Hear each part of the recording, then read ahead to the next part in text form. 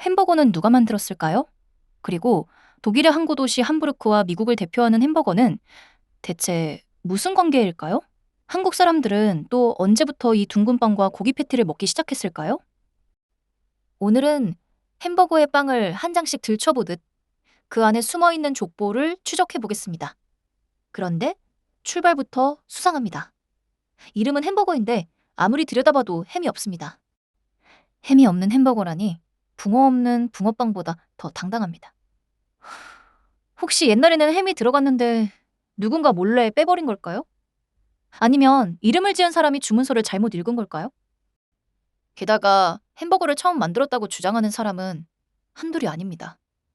미국 곳곳에서 서로 자기 동네와 자기 할아버지가 원조라고 손을 들고 있습니다. 도대체 이 빵 사이에 무슨 일이 있었던 걸까요?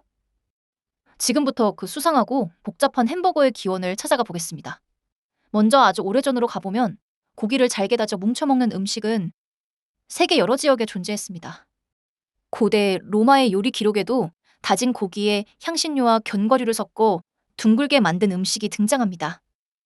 모양만 보면 햄버거 패티의 아주 먼 친척처럼 보입니다. 하지만 동그랗게 뭉친 고기를 전부 햄버거 조상으로 인정했다가는 한국의 동그랑땡도 족보회의에 참석해야 합니다. 햄버거 역사에는 몽골 기병 이야기도 자주 등장합니다. 기병들이 생고기를 말 한 장 밑에 넣고 달리며 부드럽게 만든 뒤 먹었다는 전설입니다. 말은 달리고 고기는 눌리고 기수는 배가 고프고. 이야기만 들으면 말 한 마리가 교통수단과 고기 다짐 기계를 동시에 맡은 셈입니다. 하지만 이를 뒷받침할 직접적인 증거는 부족합니다. 재미있는 전설이기는 해도 현대 햄버거까지 이어지는 확실한 족보로 보기는 어렵습니다. 진짜 중요한 단서는 19세기 독일 북부의 항구 도시 함부르크에서 나타납니다.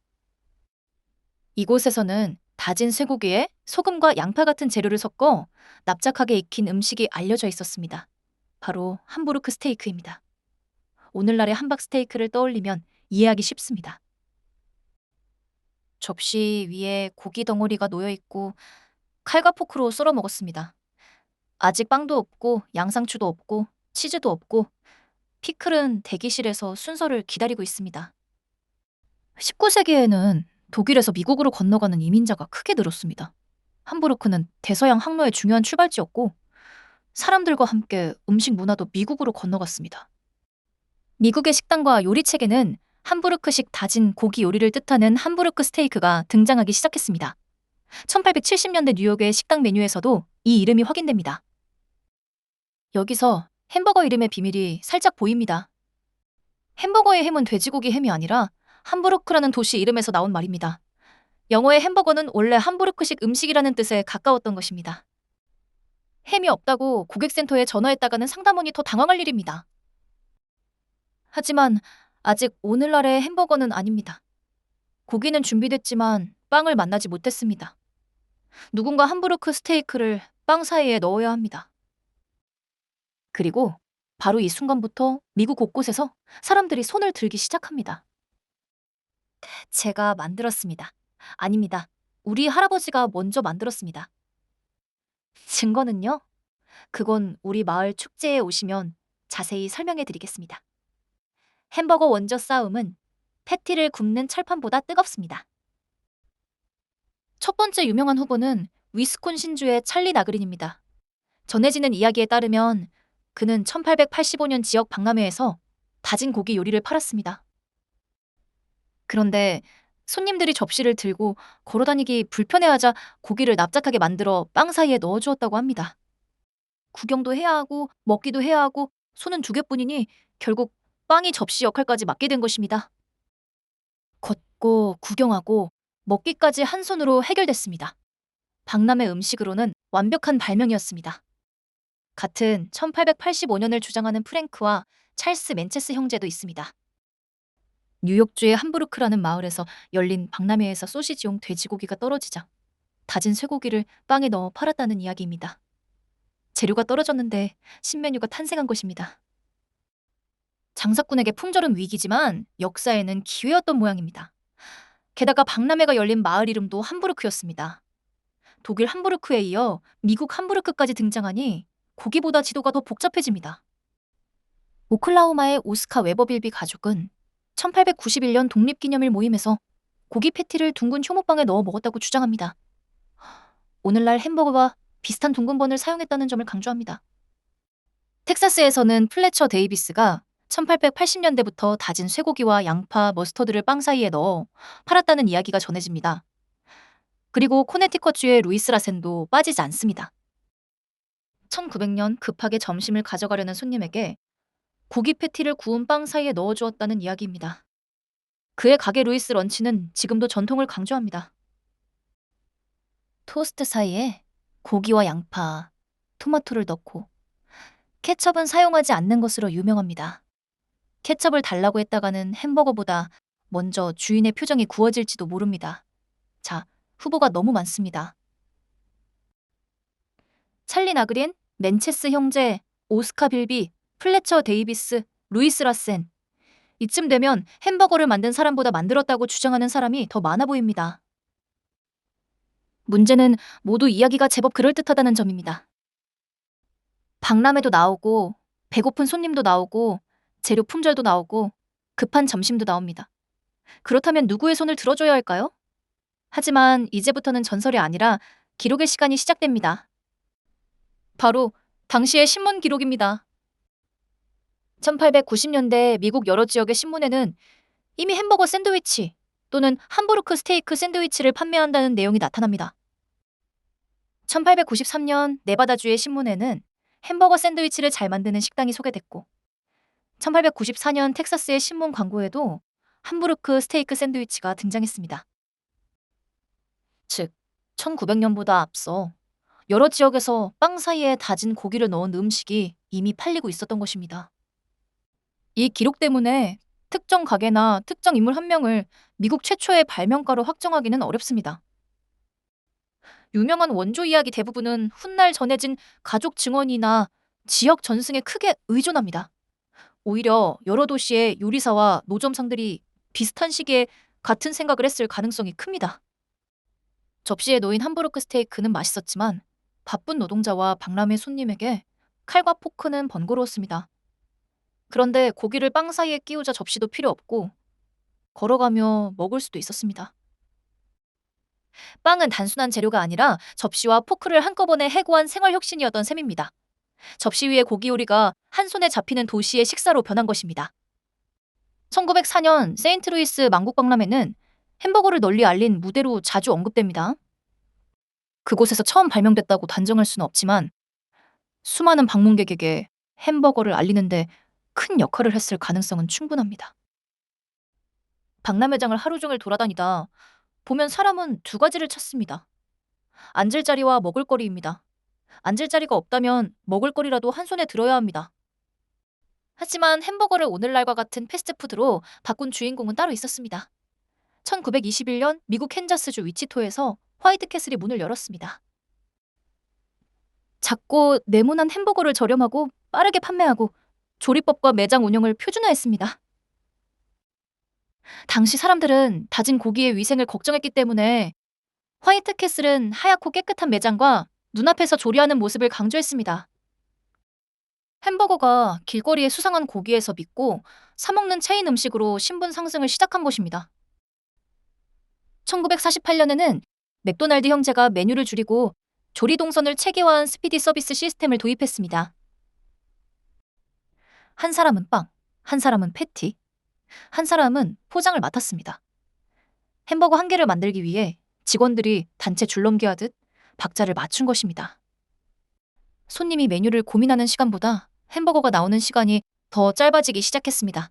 빠르고 일정하게 음식을 내놓는 이 방식이 확산되면서 햄버거는 미국을 넘어 세계적인 패스트푸드가 됐습니다. 이제 햄버거 포장지를 들고 한국으로 와보겠습니다. 한국인이 햄버거를 처음 먹은 정확한 날짜와 최초 판매점을 알려주는 확실한 기록은 찾기 어렵습니다. 광복 이후 미군이 주둔하고 한국 전쟁을 거치면서 햄과 소시지, 통조림을 비롯한 미국식 식재료와 음식 문화가 기재촌과 도시 주변으로 퍼졌습니다. 햄버거도 이러한 접촉을 통해 알려졌을 가능성이 큽니다. 다만 누가 한국인 최초로 햄버거를 한 입 베어 물었는지는 기록에 남아있지 않습니다. 그분도 자신이 역사의 찻입을 먹는 줄은 몰랐을 것입니다. 사진 한 장이라도 남겼다면 좋았겠지만 아마 그때는 역사 기록보다 배고픔이 먼저였겠지요. 한국 햄버거 역사에서 확실하게 확인되는 이정표는 1979년에 등장합니다. 1979년 10월 25일 서울 소공동의 롯데리아 1호점이 문을 열었습니다. 롯데의 공식 자료에서는 이곳을 국내 최초의 햄버거 체인점으로 소개합니다. 카운터에서 주문한 음식을 손님이 직접 받아가는 셀프 서비스 방식도 당시에는 낯선 풍경이었습니다. 손님들은 쟁반을 받으며 속으로 생각했을지도 모릅니다. 잠깐만요. 돈은 제가 냈는데 음식도 제가 가져가야 합니까? 지금은 너무 당연한 일이지만 당시에는 주문부터 식사 방식까지 새로운 문화였습니다. 여기서는 한 가지를 정확히 구분해야 합니다.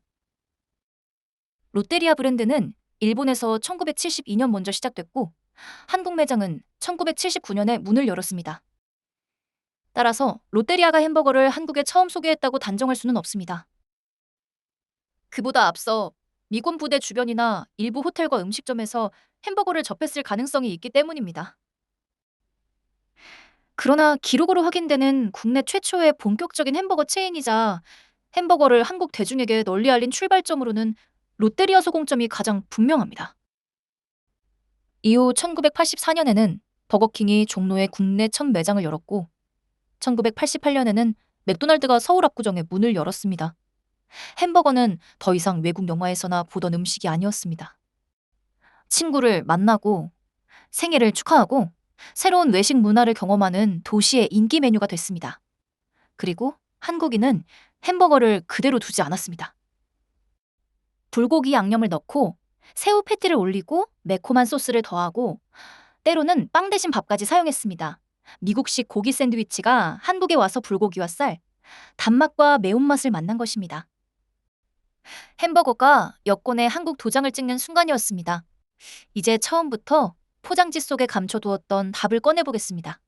햄버거의 이름은 돼지고기 햄이 아니라 독일의 도시 함부르크에서 비롯됐습니다.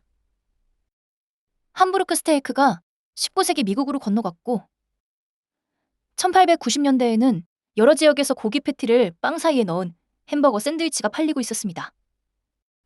따라서 현대 햄버거를 만든 단 한 명의 확실한 발명가는 현재 남아있는 기록만으로는 정할 수 없습니다. 여러 지역의 판매자들이 비슷한 시기에 같은 아이디어를 실용화하며 지금의 햄버거를 완성해 갔다고 보는 편이 가장 타당합니다. 한국에서도 햄버거를 최초로 만들거나 판매한 개인과 가게는 확정하기 어렵습니다. 하지만 한국 햄버거 대중화의 원조를 묻는다면 1979년 10월 25일 문을 연 롯데리아 소공점이 가장 확실한 기준점입니다. 햄버거를 한국인의 일상적인 외식 메뉴로 바꾼 최초의 본격적인 체인이었기 때문입니다. 결국 햄버거는 독일에서 이름을 얻고 미국에서 빵을 만나고 체인점에서 속도를 얻고 한국에서 불고기 소스를 만난 음식입니다. 국적을 하나만 고르라고 하면 햄버거도 꽤 난감할 것입니다. 고기는 독일 이야기를 하고 빵은 미국 이야기를 하고 소스는 한국말을 하고 있으니까요. 처음에는 햄이 어디로 사라졌나 했지만 알고 보니 햄이 빠진 것이 아니라 함부르크가 줄어든 이름이었습니다. 어쩌면 햄버거는 한 사람이 만든 음식이 아니라 여러 나라와 여러 시대가 한 장씩 쌓아 올린 가장 맛있는 역사책인지도 모릅니다. 물론 그 역사책은 읽는 것보다 한입 베어 무는 쪽이 훨씬 빠릅니다. 여러분은 햄버거 원조 후보 가운데 누구의 이야기가 가장 그럴듯하다고 생각하시나요? 그리고 한국식 불고기 버거와 미국식 치즈버거 중 하나만 골라야 한다면 무엇을 선택하시겠습니까? 댓글로 여러분이 가장 좋아하는 햄버거와 햄버거에 얽힌 추억을 남겨주세요. 다음에도 우리가 자주 먹지만 누가, 언제, 어디서 만들었는지는 잘 몰랐던 음식의 탄생 이야기로 돌아오겠습니다. 오늘도 맛있고 든든한 하루 보내세요. 이야기가 재미있으셨다면 구독과 좋아요 부탁드립니다. 감사합니다.